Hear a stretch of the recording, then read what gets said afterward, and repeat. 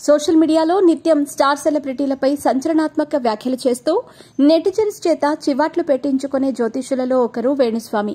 ఈయనేమి జ్యోతిష్యుడో ఎవరికీ అర్థం కాదు. ఇతను అందరి బ్రాహ్మణులు ఆచరించే పద్ధతులను అనుసరించాడు. మందు తాగుతాడు, మాంసం తింటాడు. ఇవన్నీ సరిపోవు అన్నట్టు హైదరాబాద్లో ఇతనికి పబ్బులు కూడా ఉన్నాయి. ఏదో సమంత నాగచైతన్య వ్యవహారంలో ఇతను చెప్పిన మాటలు నిజమయ్యాయనే విషయాన్ని పట్టుకుని సెలబ్రిటీల వ్యక్తిగత జీవితాలపై ఇష్టం వచ్చినట్టు మాట్లాడుతూ ఉంటాడు. ఎవరైనా కొత్తగా పెళ్లి చేసుకున్న సెలబ్రిటీ జంట కనిపిస్తే చాలు వీళ్ళిద్దరూ విడిపోతారని అశుభం పలుకుతాడు.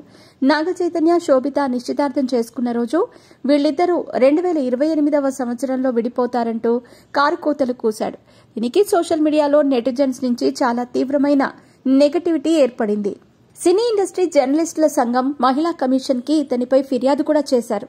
మహిళా కమిషన్ తమ వద్దకు వచ్చి వివరణ ఇవ్వాల్సిందిగా కోరగా వాళ్ల నోటీసులను వ్యతిరేకిస్తూ ఈయన హైకోర్టులో పిటిషన్ వేశాడు. హైకోర్టు ఆ పిటిషన్ ని కొట్టిపారేస్తూ మహిళా కమిషన్ కి వేణుస్వామిపై చర్యలు తీసుకునేందుకు అన్ని విధాలుగా అధికారం ఉందని చెప్పుకొచ్చింది. దీంతో మొన్ననే వేణుస్వామి మహిళా కమిషన్ వద్దకు వెళ్లి తాను నాగచైతన్య శోభితలపై చేసిన వ్యాఖ్యలను వెనక్కి తీసుకుంటున్నానంటూ చెప్పుకొచ్చాడు. మహిళా కమిషన్ కూడా ఇంకెప్పుడూ ఇలాంటి కామెంట్స్ చేయకు అంటూ వేణుస్వామిని హెచ్చరించి పంపింది. పోనీలే, వేణుస్వామికి ఇప్పటికైనా బుద్ధొచ్చింది అని అంతా అనుకున్నారు. కానీ అంత తేలికగా ఆయన మారిపోతే వేణుస్వామి ఎందుకవుతాడు? మరుసటి రోజే మళ్లీ అల్లు అర్జున్, సుకుమార్లపై సంచలన వ్యాఖ్యలు చేశాడు. ఆయన మాట్లాడుతూ అల్లు అర్జున్ కన్యా రాశికి చెందినవాడు, అదేవిధంగా సుకుమార్తె కుంభరాశి.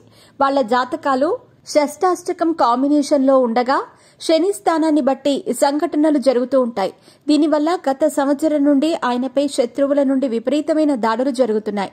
వీటి వల్ల ఆయన జైలుకు వెళ్లే దుస్థితి కూడా వచ్చింది. ఈ సంఘటన ఆయన్ని మానసికంగా బాగా దెబ్బతీసింది.